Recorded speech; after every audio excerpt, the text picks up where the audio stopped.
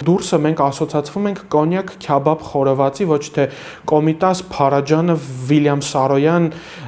ու մնացած Արամ Խաչատրյան ու մնացածը։ Երբ որ ես դաժե Ռուսաստանի հայերին իմ ընկերներին ասում եմ, եղբայր, Թաթուլը, Սպիտակցի Հայկոն հայերեն են երգում, բայց դա հայկական երաժշտություն չի, հեսա կոմենտներում ինձ կկախեն։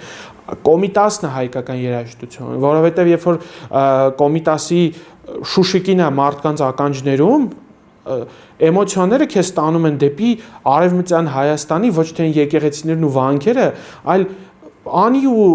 Ղարսի նեղ փողոցները, որտեղ կոշկակար Կարապետը առավոտը բացել էր իր կոշկակարանոցը ու նոր զույգ կոշիկ էր կարում, իսկ այնտեղ դերցակ Պողոսը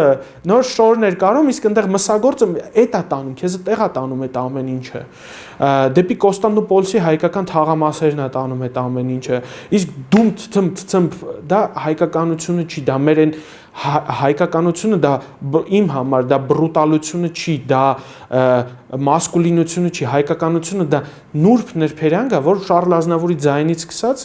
մինչև խաչատրյանական էմոցիաներում ու Թամանյանի գծած քաղաքում է երևում։ Այսպես մեծ անուններ եմ տալիս կամ ավելի այսպես նեղ